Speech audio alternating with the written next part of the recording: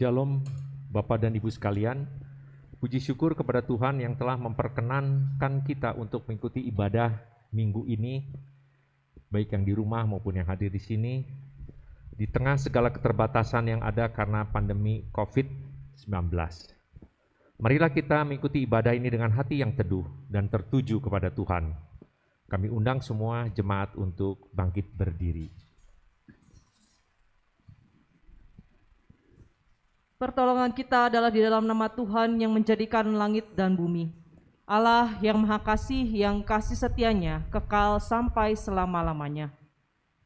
Amin. Kasih karunia dan damai sejahtera dari Allah Bapa dan dari Tuhan Yesus Kristus menyertai saudara. Juga menyertai saudara.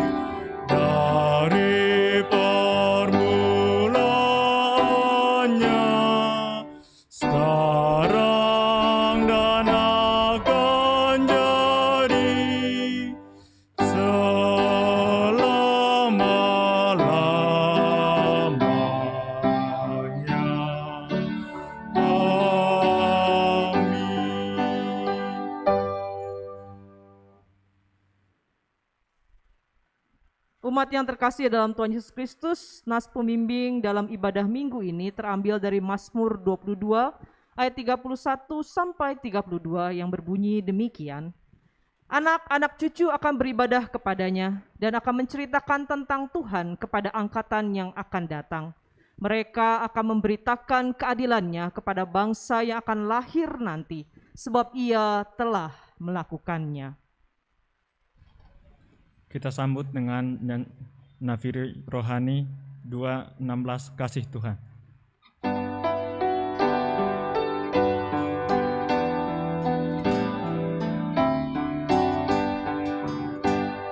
Dalam dosaku tenggelam, putus asa, kasih Tuhan menyelamatkan dari dosa. Bila terangmu bersinar, hari mulia, bangkitkan jiwa dari maut, hari mulia. Kasih Tuhan selamatkanku, kasih Tuhan sempurnakanku, kasih Tuhan membenarkanku. Pujilah Tuhan, puji namanya.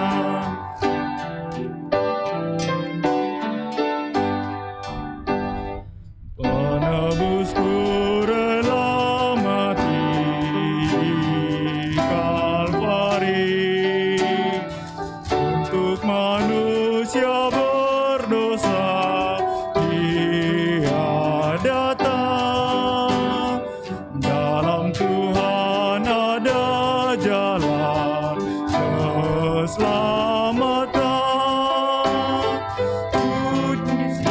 Diselamatkan karena Tuhan, kasih Tuhan selamatkanku,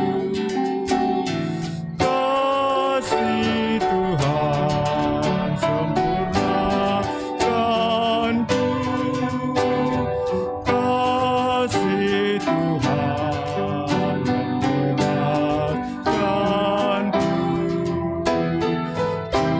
Pujilah Tuhan, puji namanya. Umat yang dikasihi Kristus, dengarlah hukum hukum Tuhan bagi kita yang terambil dari Ulangan pasal 8 ayat 10 sampai 11. Dan engkau akan makan dan akan kenyang, maka engkau akan memuji Tuhan Allahmu, karena negeri yang baik yang diberikannya kepadamu itu. Hati-hatilah supaya jangan engkau melupakan Tuhan Allahmu dengan tidak berpegang pada perintah, peraturan, dan ketetapannya yang kusampaikan kepadamu pada hari ini. Jemaat yang terkasih dalam Tuhan Yesus Kristus, marilah kita bersama-sama merendahkan diri di hadapan Tuhan untuk mengakui segala dosa dan kesalahan kita kepadanya, serta memohon pengampunan atas segala dosa dan kesalahan kita. Mari kita berdoa.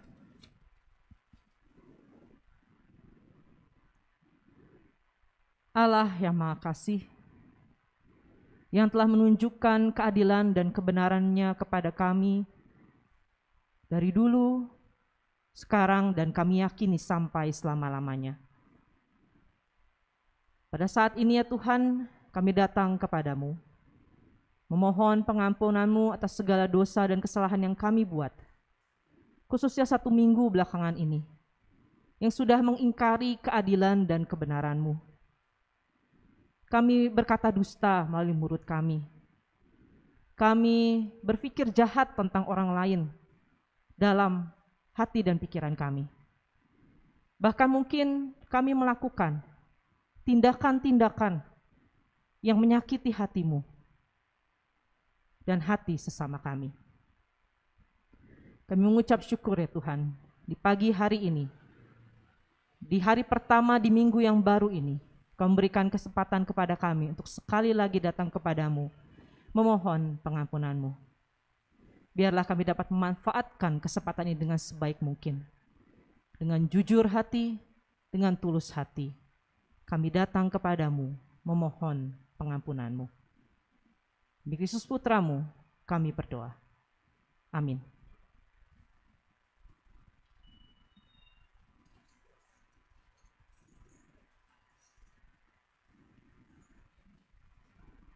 Bagi kita yang telah mengaku segala dosa dan kejahatan kita di hadapan Allah dan sungguh-sungguh bertobat, dengarlah berita anugerah pengampunan seperti yang tertulis dalam Kolose pasal 3 ayat 13 sampai 14. Sabarlah kamu seorang terhadap yang lain dan ampunilah seorang akan yang lain.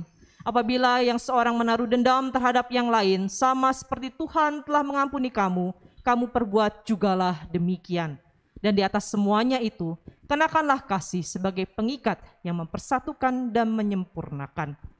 Berdasarkan firman Tuhan ini, sebagai hamba Yesus Kristus saya memberitakan bahwa pengampunan dosa telah berlaku bagi kita dalam nama Bapa dan Anak dan Roh Kudus. Amin.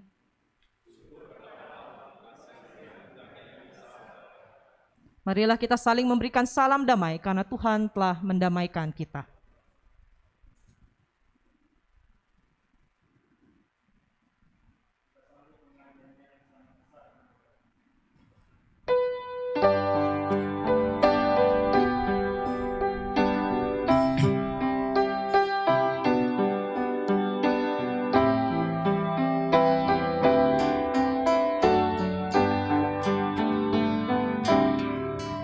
Sangat dosa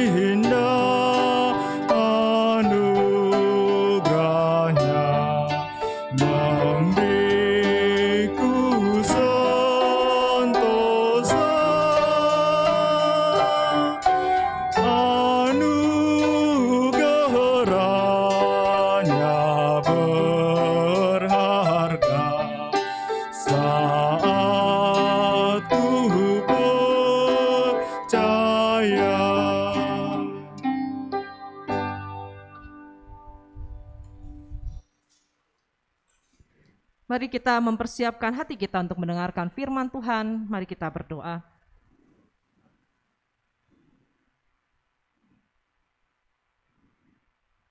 Saat ini ya Tuhan, ketika kami akan membaca dan merenungkan firman-Mu, mampukan kami untuk tidak hanya mendengar dengan telinga kami, tetapi juga memahaminya dengan hati dan pikiran kami. Mengingatnya dalam hari-hari kami ke depan, untuk kemudian kami berlakukan dalam perkataan, pikiran, dan tingkah laku kami. Bersabdalah kepada kami saat ini Tuhan, karena kami anak-anak-Mu menyiapkan hati untuk mendengarkannya. Pimpinlah hamba yang akan menyampaikan firman-Mu, agar setiap apa yang kami katakan seturut dengan kehendak-Mu. Demi Kristus Putra-Mu, kami berdoa. Amin. Bapak, Ibu, Saudara-saudari yang terkasih dalam Tuhan Yesus Kristus, firman Tuhan yang menjadi dasar perenungan kita pada ibadah minggu ini terambil dari Mazmur pasal 9.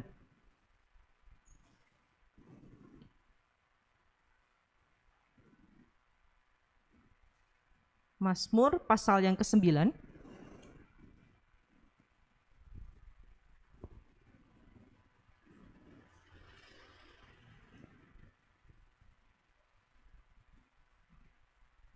Karena ada beberapa orang di ruangan ini, saya mengajak kita untuk membaca Mazmur ini secara berbalasan. Saya akan membaca kalimat-kalimat yang ditulis menjorok keluar. Bapak, Ibu, Saudara-saudari membaca kalimat-kalimat yang ditulis menjorok ke dalam. Mazmur pasal 9. Allah pelindung orang-orang saleh untuk pemimpin biduan menurut lagu Mutlaben Mazmur Daud. Aku mau bersyukur kepada Tuhan dengan segenap hatiku. Aku mau bersuka cita dan bersukaria karena Engkau. Sebab musuhku mundur. Sebab Engkau membela perkaraku dan hakku. Engkau telah menghardik bangsa-bangsa. Nama mereka telah Kau hapuskan. Musuh telah habis binasa. Kota-kota telah Kau runtuhkan. Tetapi Tuhan bersemayam untuk selama-lamanya. Dialah yang menghakimi dunia dengan keadilan. Demikianlah Tuhan adalah tempat perlindungan bagi orang yang terinjak. Orang yang mengenal nama-Mu percaya kepada-Mu. Bermasmurlah bagi Tuhan yang bersemayam di Sion. Sebab Dia yang membalas penumpahan darah, ingat kepada orang yang tertindas. Kasihanilah aku ya Tuhan.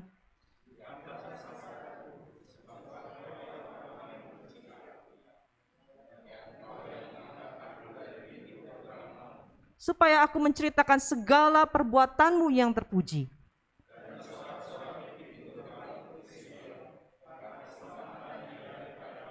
Bangsa-bangsa terbenam dalam pelubang yang dibuatnya. Tuhan telah memperkenalkan dirinya, Ia menjalankan penghakiman.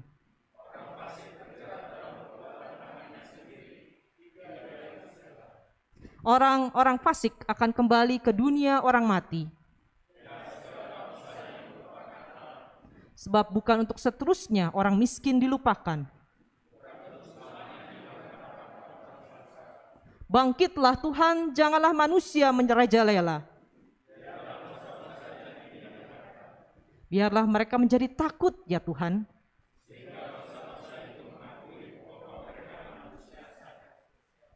Berbahagialah setiap orang yang mendengarkan firman Allah dan yang memeliharanya dengan setia dalam kehidupannya.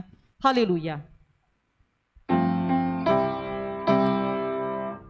Haleluya, haleluya, haleluya.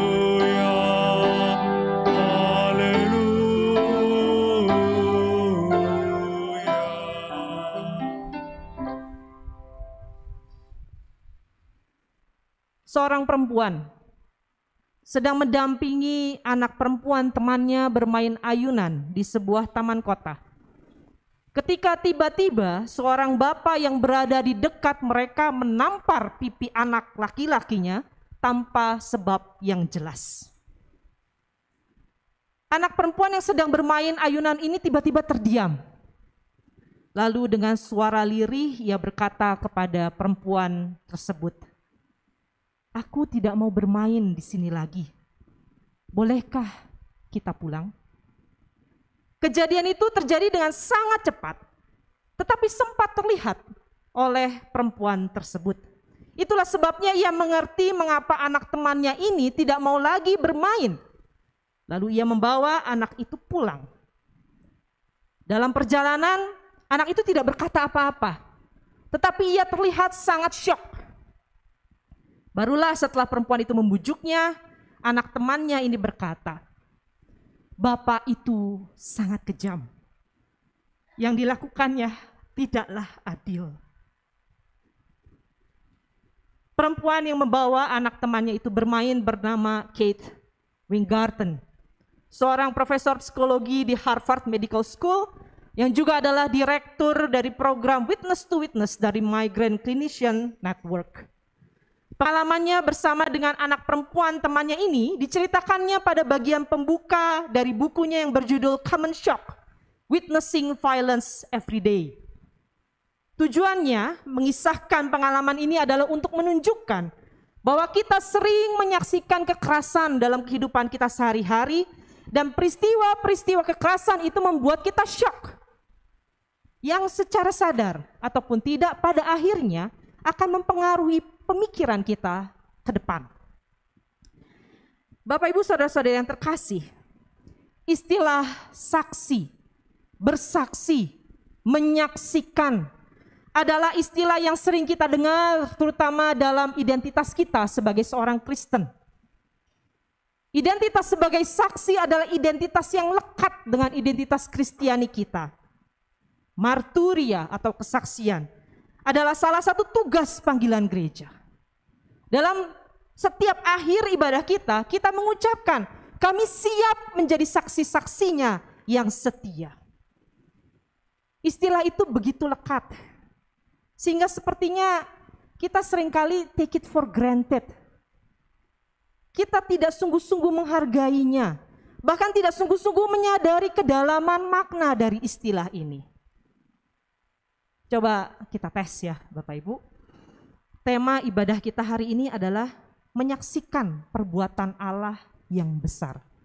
Menyaksikan perbuatan Allah yang besar. Apa yang pertama kali terlintas dalam pikiran Bapak Ibu saudara-saudari ketika mendengar tema ini? 3, 2, 1, Ko Jerry? Melihat-lihat, menyaksikan. Adakah di antara kita yang kemudian berpikir, kita mengingat perbuatan-perbuatan Allah yang besar dalam kehidupan kita? Ataukah adakah di antara kita yang kemudian mengingat kesaksian-kesaksian kita selama ini tentang perbuatan Allah tersebut? Atau jangan-jangan banyak di antara kita, dan jujur termasuk saya Bapak Ibu Saudara-saudari, yang ketika pertama kali mendengar tema itu, menyaksikan perbuatan Allah yang besar, kemudian kita berpikir, oh udah sering dibahas.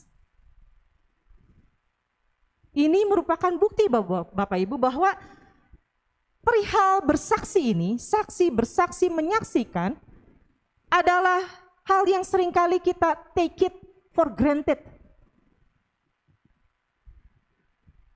Oleh karena itu Bapak Ibu Saudara-saudari, pada hari ini mari kita kembali mempelajari pemahaman tentang saksi ini, khususnya kita hubungkan dengan Mazmur 9 yang menjadi dasar dari refleksi kita hari ini. Yang pertama, siapakah itu saksi?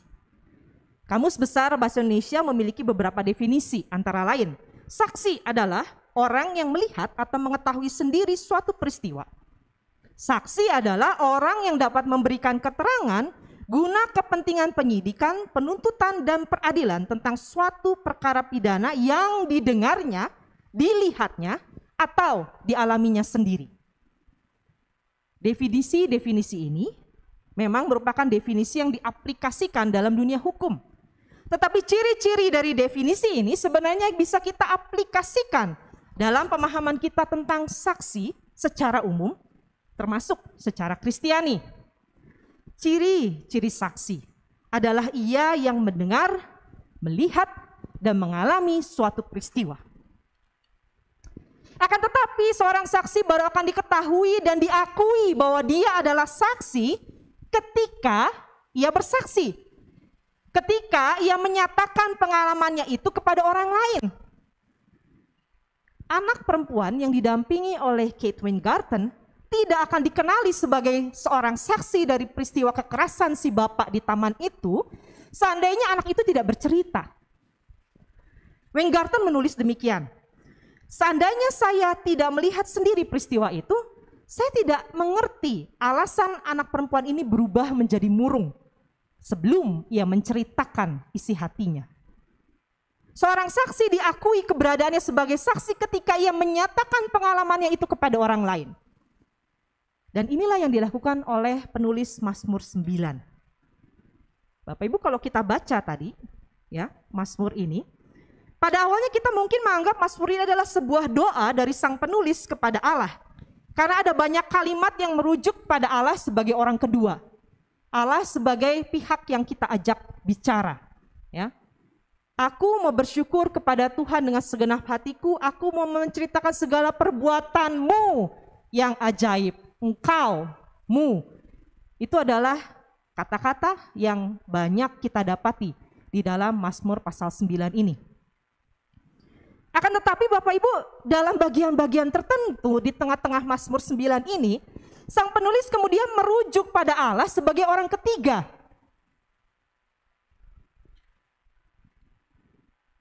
Ayat 7, ketika dia masih mengatakan Allah sebagai person yang kedua, kata ganti orang kedua, musuh telah habis binasa, menjadi timbunan puing senantiasa, kota-kota telah kau runtuhkan, lenyaplah ingatan kepadanya. Tiba-tiba berubah pada ayat 8.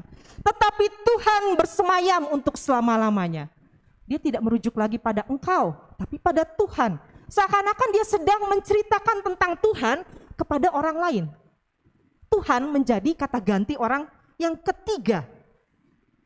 Dalam hal ini, Bapak Ibu, sang penulis Mazmur 9 menjadi seorang saksi. Karena ia sedang menceritakan pemahamannya, pengalamannya tentang Tuhan kepada orang lain.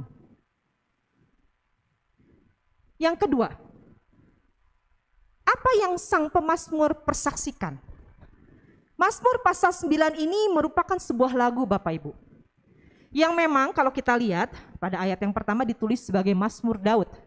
Tetapi banyak sekali akademisi biblika yang mendapati bahwa Mazmur ini ditulis pasca sesudah pembuangan bangsa Israel ke Babel. Hal ini terlihat dari cara penulis Mazmur menempatkan dirinya sebagai pihak yang mengalami penindasan dan menempatkan bangsa-bangsa sebagai musuh yang kejam yang menindas mereka. Konsep tentang bangsa-bangsa sebagai musuh memang sudah ada sebelum masa pembuangan.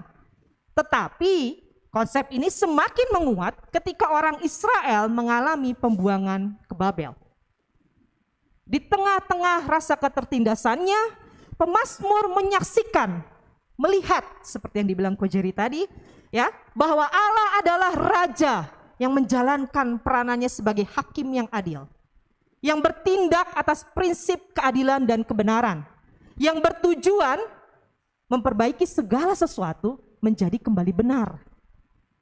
Sebagai umat yang mengalami penindasan, pemazmur menyaksikan, melihat perbuatan Allah yang besar, yang membela umatnya yang mengalami penindasan dan menjungkir balikan bangsa-bangsa yang menindas itu.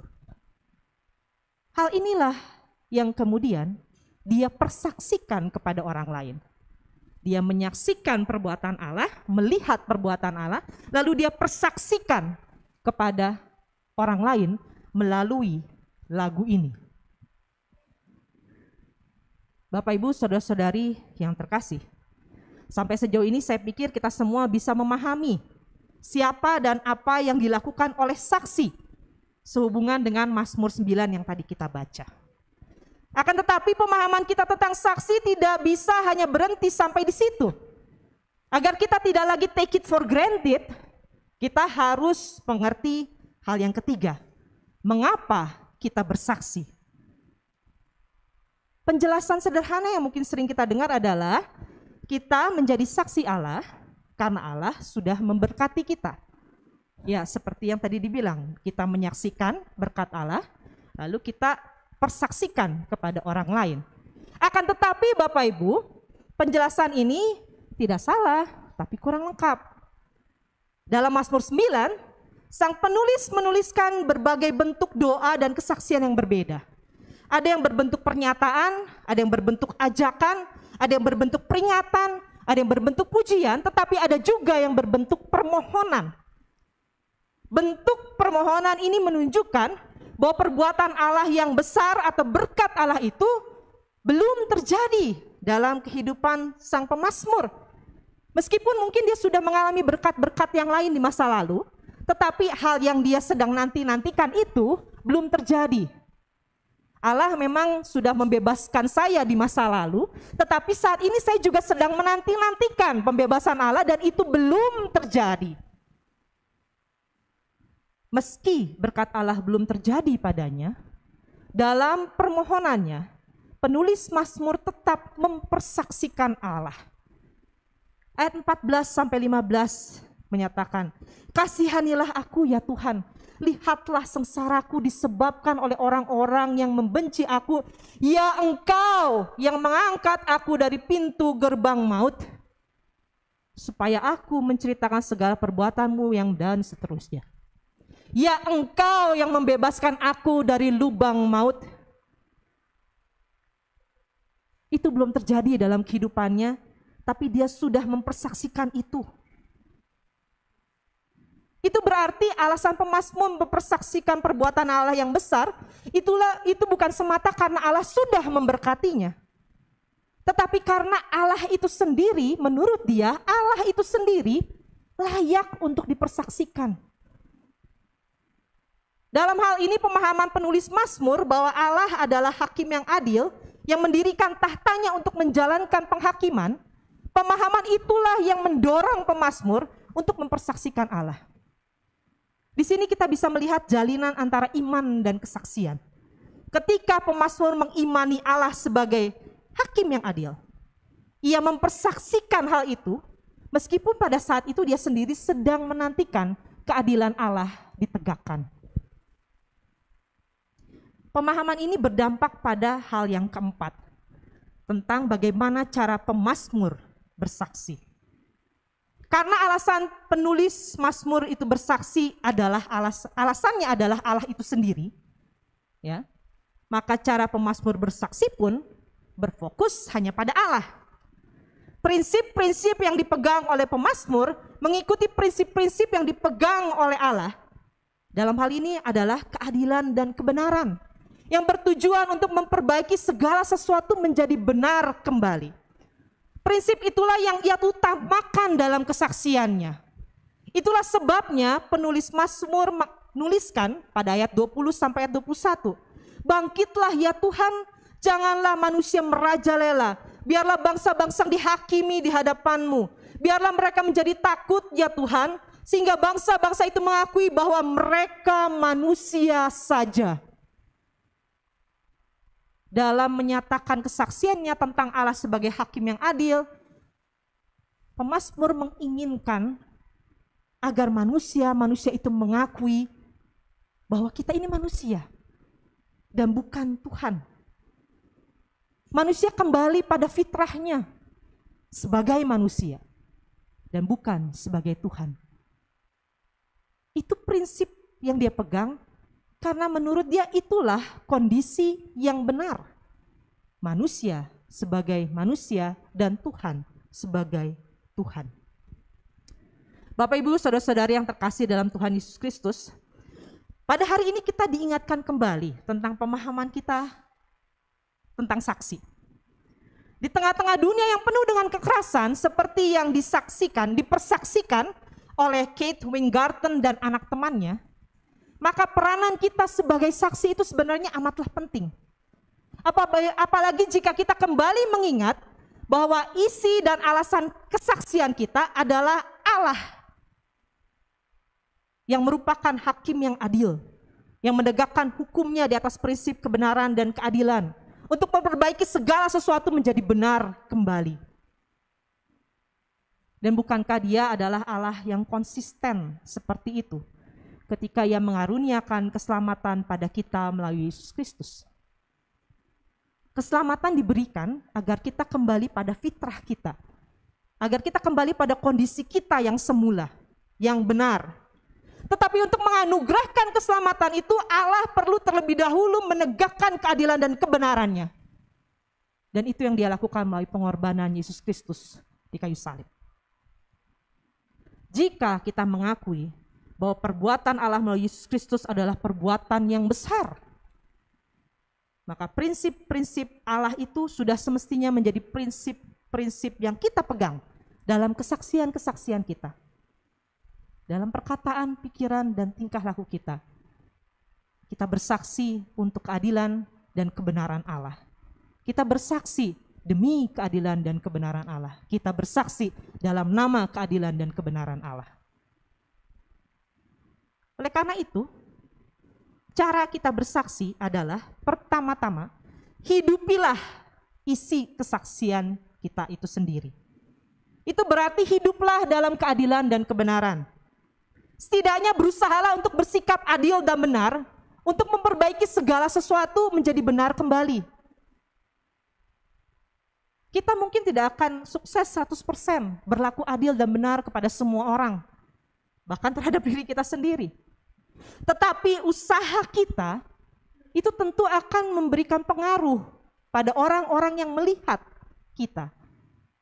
Yang melihat bagaimana kita terus berusaha memperbaiki segala sesuatu, terus berusaha hidup dalam keadilan dan kebenaran. Pada waktu ibu saya sedang sakit, pada bulan April tahun lalu, pada bulan Mei tahun lalu, pada waktu itu awal puasa, dan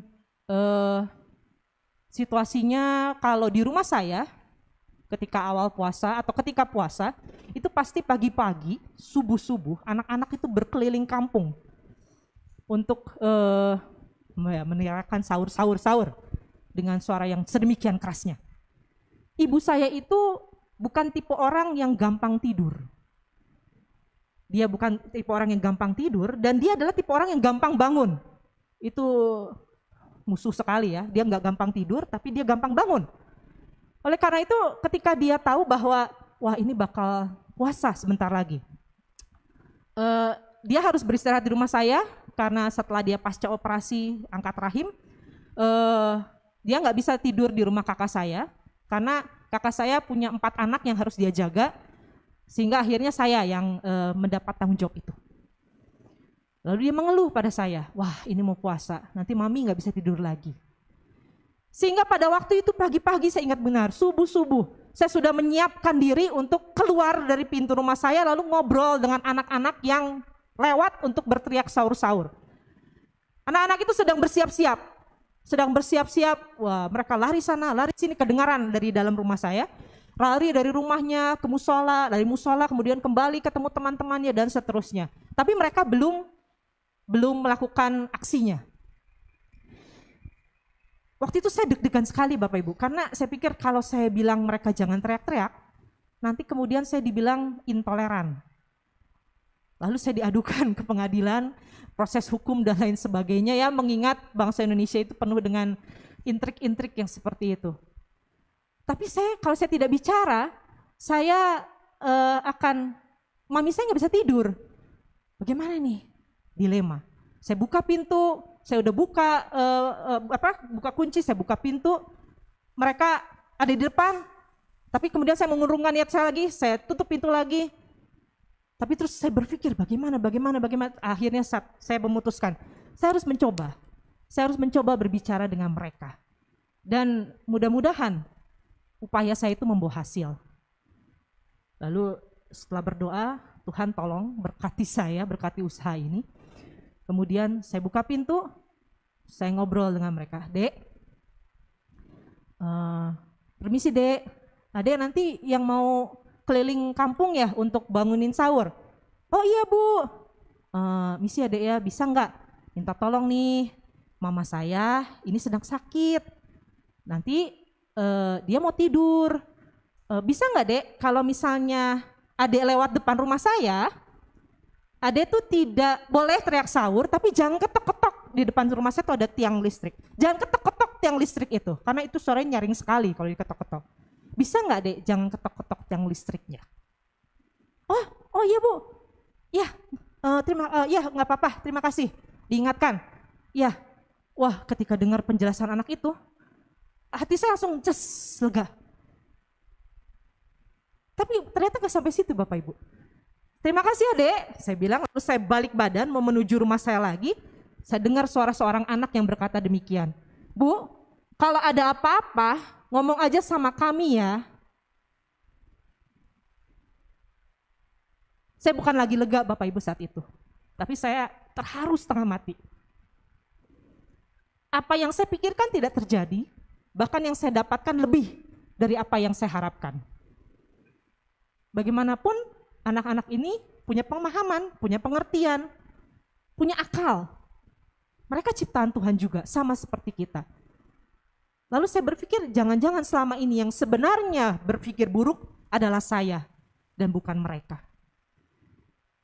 Kita berusaha Bapak Ibu untuk melakukan keadilan dan kebenaran. Tidak sempurna. Tapi orang lain akan melihat usaha kita. Dan mereka akan menghargai usaha kita. Dan mudah-mudahan itu juga berpengaruh pada kehidupan mereka. Sama seperti itu berpengaruh pada kehidupan kita. Hiduplah dalam keadilan dan kebenaran. Itu yang pertama. Selanjutnya, cara kita bersaksi tentang Allah Sang Hakim yang adil adalah dengan memperjuangkan kehidupan sesama manusia yang mengalami ketidakadilan dan ketidakbenaran. Pemazmur memperjuangkan hal itu melalui kesaksian dan doanya yang dituangkan dalam bentuk lagu ini, Mazmur pasal 9. Anak perempuan teman Weingarten bersaksi tentang hal itu melalui kegelisahannya sebagai seorang anak kecil, anak usia 7 tahun. Dia gelisah menghadapi ketidakadilan yang dihadapinya.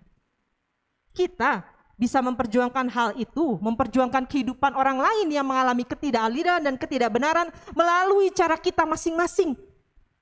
Salah satunya Bapak Ibu, dan kebetulan di sini banyak anak muda yang hadir, yang senang bermedia sosial saya pikir. Salah satunya adalah dengan memviralkan kisah-kisah para pejuang keadilan, kisah-kisah para korban ketidakadilan, atau mengisi petisi online Bapak Ibu, tentang kasus-kasus ketidakadilan yang ada di Indonesia atau bahkan di seluruh dunia. Usaha kita hanya sejauh jempol. Tinggal klik, teruskan. Tinggal klik, isi sejauh jempol dan petunjuklah semua isi semua 10 jari kita ini. Usaha kita untuk memperjuangkan keadilan dan kebenaran tidak mesti rumit. Bisa dalam bentuk yang sederhana. Itulah sebabnya tidak ada lagi alasan buat kita untuk tidak turut memperjuangkan keadilan dan kebenaran. Karena kita bisa turut memperjuangkannya dengan berbagai cara. Menjadi saksi Allah Sang Hakim yang adil, itu berarti menjadi orang yang memperjuangkan keadilan dan kebenarannya dalam kehidupan kita dan sesama manusia. Hendaklah hal ini yang kita ingat selalu dalam setiap akhir ibadah kita. Ketika kita mengucapkan, kami siap menjadi saksi-saksinya yang setia. Amin.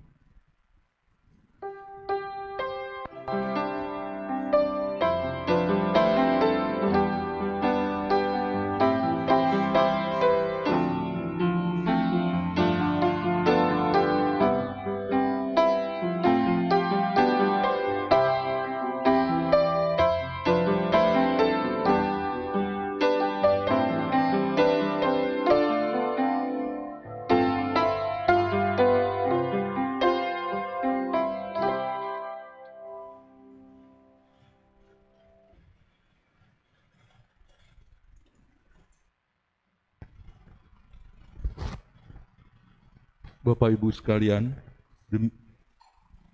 sebagai gereja di segala abad dan tempat, mari mengakui iman percaya kita sesuai pengakuan iman rasuli. Karena itu kami undang jemaat bangkit berdiri. Hendaklah masing-masing berkata, aku percaya kepada Allah, Bapa yang Maha Kuasa, Khalik langit dan bumi, dan kepada Yesus Kristus, anaknya yang tunggal Tuhan kita, yang dikandung dari Roh Kudus, lahir dari anak darah Maria, yang menderita di bawah pemerintahan Pontius Pilatus, disalibkan, mati dan dikuburkan, turun ke dalam kerajaan maut. Pada hari yang ketiga, bangkit pula dari antara orang mati, naik ke surga, duduk di sebelah kanan Allah, Bapa yang Maha Kuasa, dan akan datang dari sana untuk menghakimi orang yang hidup dan yang mati. Aku percaya kepada Roh Kudus, gereja yang kudus dan am, persekutuan orang kudus, pengampunan dosa, kebangkitan orang mati, dan hidup yang kekal. Amin. Jemaat dimohon duduk kembali. Bapak Ibu sekalian, demi menunjang pelayanan kita, ada beberapa penegasan warta yang perlu disampaikan dan dapat disimak melalui tayangan layar berikut ini. Yang pertama, segenap jemaat, para penatua dan rohaniwan mengucapkan terima kasih kepada Ibu Kartika Direja dari STFT Jakarta dan kepada seluruh penata layan yang bertugas pada hari ini. Semoga pelayanan ini menjadi berkat untuk kita semua. Tuhan Yesus memberkati. Jadwal ibadah kategorial dilakukan melalui aplikasi Zoom. Untuk remaja diadakan Minggu pukul 4 sore, dipimpin oleh Ibu Penatua Khusus Sedih Hati Gea. Sekolah Minggu diadakan pada hari Minggu pukul 10.50, dipimpin oleh Ibu Trisia Kusnoto, dengan topik 7 orang dipilih untuk melayani, dari Kisah Para Rasul 6 ayat 1 sampai dengan 7. Persekutuan wanita diadakan pada hari Sabtu pertama setiap bulannya, dan katekisasi diadakan setiap hari Sabtu pukul 10 WIB. Penhabisan pendeta. Pada tanggal 28 Juni 2021, Ibu Penatua Khusus Sedih Hati Gea MTH akan ditabiskan menjadi pendeta Gereja Kristus di Gereja Kristus Kartini. Jemaat dimohon mendoakan ibadah penhabisan ini. Dimohon agar semua yang hadir dalam acara tersebut dapat mendaftarkan diri terlebih dahulu kepada Bapak Samsudin di WA atau nomor telepon 0822 1312 1355 dan mengikuti protokol kesehatan yang berlaku, yaitu berbadan sehat, tidak sedang demam, flu, batuk, atau pilek. Kedua, menggunakan masker dan melakukan sanitasi. Ketiga, menjaga jarak. Menindaklanjuti himbauan dari pemerintah dan Menteri Agama tentang membatasi kerumunan dalam kegiatan agama dan masyarakat, maka Majelis Gereja Kristus Kartini memutuskan untuk memfokuskan kegiatan ibadah di live streaming dalam jangka waktu yang tidak bisa ditentukan. Dengan demikian, untuk sementara waktu, jemaat yang hadir di tempat adalah pelayan ibadah yang bertugas di setiap minggunya. Persekutuan Alkitab hari Kamis 24 Juni 2021 pukul 19.30 dengan tema Belas Kasihan yang Tidak Terduga, dipimpin oleh Bapak Pendeta Ruben Hutagalung. Bersama ini kami informasikan juga bahwa Persekutuan Alkitab hari Kamis 17 Juni dihadiri oleh 13 orang. Laporan persembahan Minggu 13 Juni 2021, total penerimaan persembahan syukur adalah sebesar Rp2.125.000. Ruang tolong menolong. Jemaat yang membutuhkan dukungan doa atau pergumulan lainnya dapat menghubungi Ibu Sedih Hati Gea melalui telepon atau WhatsApp. Selanjutnya, Gereja Kristus Kartini akan mengadakan perjamuan kudus pada hari Minggu 4 Juli 2021 pukul 8 WIB secara online. Bagi jemaat yang akan mengikuti secara online di rumah masing-masing, dapat mendaftarkan diri kepada Ibu Evi di nomor WA 0813 838 8070 atau telepon ke nomor 0813 1914 7272 agar roti dan anggur dapat kami kirimkan ke rumah masing-masing.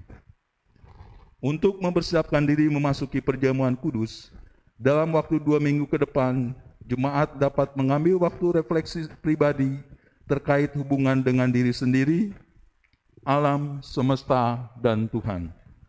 Beberapa pertanyaan panduan terkait refleksi tersebut adalah: apakah saya mampu menghargai dan mengisi hidup ini sebagai anugerah Allah yang sangat mahal? Apakah relasi saya dengan sesama baik, penuh damai dan harmonis? Apakah alam lingkungan beserta kehidupan yang ada di dalamnya saya rawat dengan baik? Apakah hubungan dan persekutuan saya dengan Allah tetap terjaga dengan baik? Selanjutnya, ibadah Minggu 27 Juni 2021 dengan tema Pengharapan akan kasih setia Tuhan dilayani oleh Ibu Pendeta Emeritus Suhatami Suteja dari Jakarta. Demikian penegasan Wata Minggu ini. Terima kasih. Ya, mari Bapak Ibu Saudara-saudari yang terkasih dalam Tuhan Yesus Kristus, kita bersatu di dalam doa syafaat.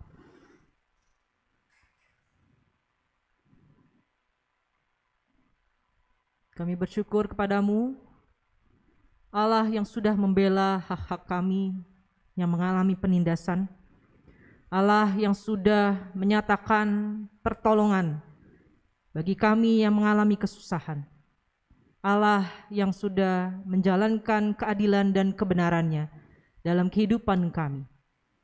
Bahwa kami bersyukur bahwa Engkau terus menyatakan dirimu melalui keadilan dan kebenaran-Mu. Meskipun ya Tuhan, di tengah-tengah dunia yang kami hidupi pada masa sekarang ini, ada begitu banyak fakta-fakta ketidakadilan dan ketidakbenaran yang mengaburkan kami dari kasih setia-Mu. Oleh karena itu ya Tuhan, kami mohon kekuatan dari-Mu, agar kami dimampukan menjadi saksi-Mu yang dapat terus mempersaksikan keadilan dan kebenaran-Mu melalui pikiran, perkataan, dan tingkah laku kami, yang dapat terus menyatakan keadilan dan kebenaran-Mu dalam setiap langkah kehidupan kami bersama dengan masyarakat di tengah-tengah dunia yang Kau percayakan kepada kami. Oleh karena itu ya Tuhan, kami mohon pertolongan-Mu agar kami juga dimampukan untuk terus mengevaluasi diri kami, agar jangan sampai kami menjadi batu sandungan buat orang lain, agar kami tidak menjadi saksi palsu, saksi yang menyatakan hal-hal yang salah tentang diri-Mu. Mampukan kami ya Tuhan untuk dapat terus mengendalikan, mengontrol hati, pikiran, dan tingkah laku kami agar seturut dengan kehendak-Mu. Dengan demikian, hidup kami sebagai saksi-Mu menjadi hidup yang berharga, menjadi hidup yang mencapai tujuannya. Pada saat ini ya Tuhan, kami bersatu hati berdoa untuk Gereja Kristus Kartini dalam setiap pergumulan yang dihadapinya. Kami berdoa untuk ibadah penabisan penatua khusus Serdi Hati Gea ke dalam jabatan pendeta pada tanggal 28 Juni mendatang, supaya kiranya setiap persiapan yang sudah dilakukan Engkau pimpin, Engkau sertai, sehingga pada harinya nanti tanggal 28 Juni 2021 penatua khusus Serdi Hati Gea dapat ditabiskan ke dalam jabatan pendeta dan dapat menjalankan tugas-tugas kependetaannya dengan sepenuh hati, seperti yang Tuhan inginkan terjadi dalam kehidupan umat-Mu. Oleh karena itu ya Tuhan, biarlah Engkau juga berikan hikmat kepada penatua khusus di Hati Gea untuk dapat terus-menerus memperbaharui panggilannya, sehingga dia dapat Engkau pakai menjadi seorang pemimpin yang memberkati umat-Mu di tempat ini. Kami berdoa ya Tuhan buat setiap peribadahan yang berlangsung di Gereja Kristus Kartini ini, baik ibadah umum maupun kategorial, agar ibadah-ibadah ini dapat menjadi ibadah-ibadah yang berkenan di hadapan-Mu, agar jemaat dapat terus bertumbuh di dalam imannya, sesuai dengan visi misi yang dijalankan oleh Gereja Kristus Kartini. Kami berdoa juga memohon pertolongan-Mu ya Tuhan untuk setiap orang anggota jemaat yang berada dalam kesulitan hidup, baik masalah ekonomi, masalah studi, masalah pekerjaan, sakit penyakit, masalah rumah tangga, dan lain sebagainya. Supaya kiranya kekuatan dan penghiburan dari Tuhan mendampingi mereka senantiasa dan membuat mereka punya kemauan untuk berkomitmen, berhikmat, untuk mencari jalan keluar dari setiap permasalahan yang ada sesuai dengan kehendak-Mu. Kami berdoa ya Tuhan supaya dalam menjalani setiap pergumulan yang mereka hadapi, mereka punya keyakinan bahwa Allah selalu bekerja dalam setiap langkah kehidupan mereka, dan bahwa setiap kesulitan yang sedang mereka hadapi suatu saat dapat berubah menjadi suatu pelajaran yang indah yang Tuhan berikan bagi mereka. Kami berdoa juga ya Tuhan bagi pelayanan misi baik yang ada di kota maupun di daerah-daerah. Kami berdoa supaya kiranya Tuhan memperlengkapi setiap orang yang memiliki panggilan untuk menjadi misionaris ke daerah-daerah tersebut. Secara khusus kami berdoa bagi mereka yang sedang melayani di rumpun Minangkabau, baik untuk suku Kerinci, Minangkabau, Muko-Muko, dan Penghulu. Supaya kiranya ya Tuhan Engkau berikan kekuatan kepada para misionaris ini agar mereka dapat menyampaikan keadilan dan kebenaran-Mu kepada saudara-saudari kami yang berada di Minangkabau sana. Dan kami berdoa supaya mereka pun ya Tuhan, teman-teman suku Minangkabau ini, supaya mereka juga diberikan hikmat dari Tuhan, membuka hati dan pikiran mereka agar mereka dapat belajar mengenal Engkau dengan lebih baik lagi.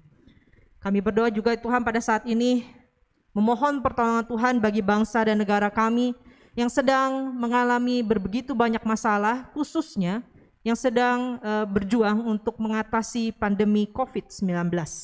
Kami berdoa ya Tuhan agar proses vaksinasi yang sedang berjalan pada saat ini dapat terus dilaksanakan dengan baik. Agar warga negara Indonesia memiliki kesadaran untuk bisa menjaga dirinya sendiri dan menjaga diri orang lain dengan cara mematuhi berbagai aturan yang sudah diberikan oleh pemerintah untuk agar persebaran dari COVID-19 ini dapat dihentikan atau bahkan atau setidaknya dikurangi. Kalau kami dengar dalam 1 minggu belakangan ini khususnya ya Tuhan, ada begitu banyak orang yang harus dirawat di rumah sakit ataupun harus menjalani isolasi mandiri karena mereka terdeteksi positif COVID.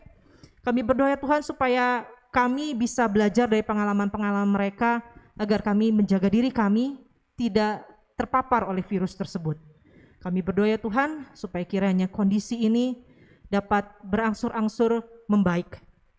Kami juga pada akhirnya Tuhan mau mendoakan untuk anggota jemaat yang sedang sakit atau sedang berada dalam pemulihan. Dan kami berdoa juga untuk setiap anggota keluarga yang mendampingi mereka. Kami berdoa untuk Ibu Sudibyo, untuk Saudara Felis, untuk Bapak Husen dan Ibu Amas, untuk Ananda Eki Mardiansa, untuk Ibu Cho Swanyo, untuk Bapak Tatang, untuk Ibu Siti Hasibuan, untuk Ibu Berta, untuk Ibu Diana, untuk Bapak Setiabudi Brata Halim, untuk Bapak Frederick Suryadi, untuk Ibu Mariam Natsaputra, untuk Ibu Ancelunin, untuk Bapak Kiki, untuk Ibu Lim Gwedan, untuk Bapak Andreas Wiryawan dan Ibu Lalan. Mungkin dari antara nama-nama ini ya Tuhan ada yang sudah berangsur membaik, mungkin di antara nama-nama ini ada yang masih terus berjuang untuk memulihkan kondisinya. Karena itu ya Tuhan kami berdoa supaya setiap obat-obatan yang mereka konsumsi, istirahat yang mereka jalankan itu dapat membawa manfaat bagi pemulihan kesehatan mereka.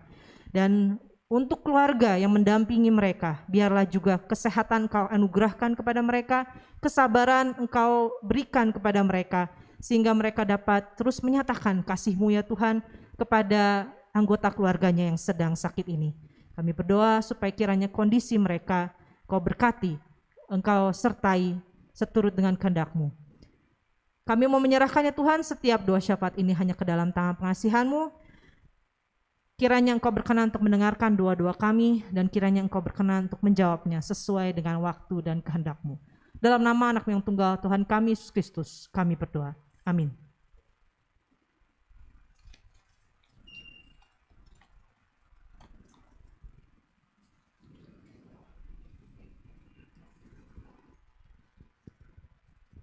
Jemaat yang terkasih, marilah kita memberikan persembahan syukur kepada Tuhan dengan penuh sukacita dan kerelaan sebagai ungkapan rasa syukur kita atas segala berkat yang telah Tuhan nyatakan dalam kehidupan kita. Persembahan bisa dilakukan dengan dua cara, yaitu secara virtual dengan mengirimkan ke rekening BP Gereja Kristus Kartini seperti yang tertera di layar, atau memasukkannya ke dalam kotak persembahan yang tersedia di depan pintu gereja setiap hari Minggu. Bagi jemaat yang hadir, ada sampul persembahan di depan, di dekat kotak persembahan, jadi bisa memasukkannya setelah ibadah selesai. Mari kita memberikan persembahan dengan mengingat firman Tuhan diambil dari Amsal 11 ayat 24 dan 25. Ada yang menyebar harta, tetapi bertambah kaya. Ada yang menghemat secara luar biasa, namun selalu berkekurangan. Siapa banyak memberi berkat, diberi kelimpahan. Siapa memberi minum, ia sendiri akan diberi minum. Mengantar persembahan kita menyanyikan NKB 208 Tabur Waktu Pagi.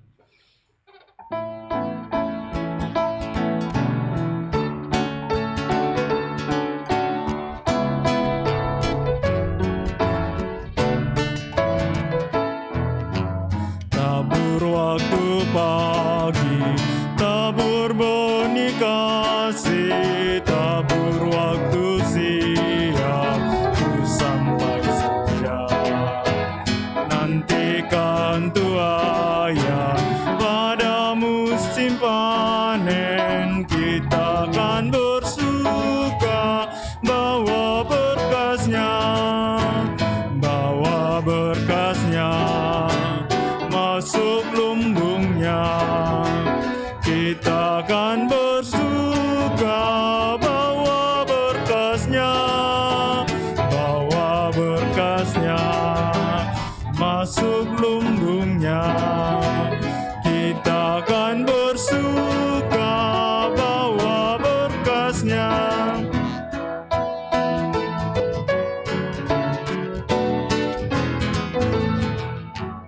Diterik sang surya di gelap yang awan, kita pun menabur yang bekerja. Nanti panen tiba, tugas akan usai, kita akan bersuka bawa berkasnya, bawa berkasnya. Masuk lumbungnya, kita akan bersuka bawa berkasnya, bawa berkasnya. Masuk lumbungnya, kita akan bersuka bawa berkasnya. Kami undang jemaat untuk bangkit berdiri. Mari kita tundukkan kepala.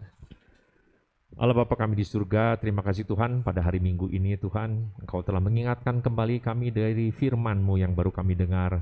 Biarlah kami yang hadir di sini maupun yang di rumah boleh mengamini dan menghidupi firman-Mu itu ya Tuhan, sehingga kami dapat menjadi saksi-Mu di dalam segala tingkah laku kami sehari lepas sehari. Kini terimalah persembahan kami yang kami persembahkan tidak seberapa ini ya Tuhan di hadapan-Mu. Biarlah persembahan ini dapat kami gunakan dengan benar dan baik di hadapan-Mu, berkenan di hadapan-Mu ya Tuhan, dan juga berilah hikmat kebijaksanaan-Mu untuk penatua dan pengurus di sini, untuk berlaku jujur dan bertanggung jawab untuk apa yang telah Engkau percayakan di dalam gereja yang kecil ini.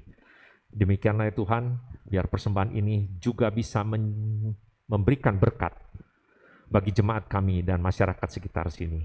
Di dalam nama Tuhan kami Yesus Kristus, kami telah berdoa. Amin. Jemaat tetap berdiri untuk pengutusan. Bapak, Ibu, Saudara-saudara yang terkasih dalam Tuhan Yesus Kristus, kita akan masuk dalam pengutusan. Kita akan melakukannya seperti biasa secara responsoria berbalasan. Mohon kita mengucapkan setiap kalimat yang menjadi bagian kita dengan penuh kesadaran, dengan sepenuh hati, dan bukan hanya kebiasaan. Umat yang terkasih, pulanglah dengan sukacita dan damai sejahtera.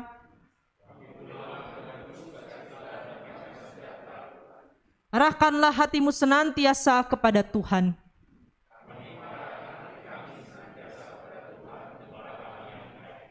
Jadilah saksi Tuhan yang setia.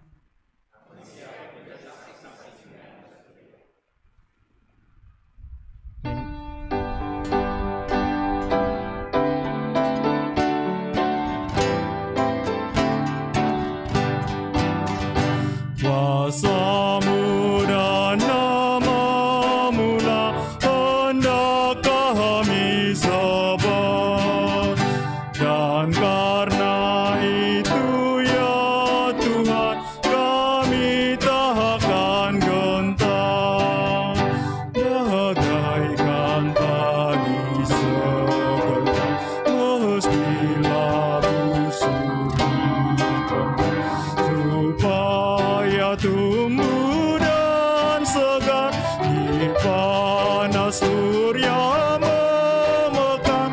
Berbuahlah tuaian pohon besar,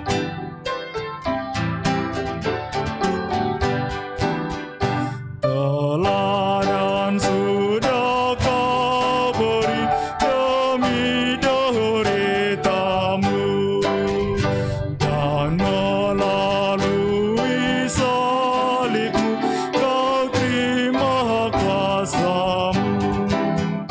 Bagi yang kami takut seperti segenggam melintas kubur yang gelap, agar kelak akan menetap bersama Engkau di Firdaus gemerlap.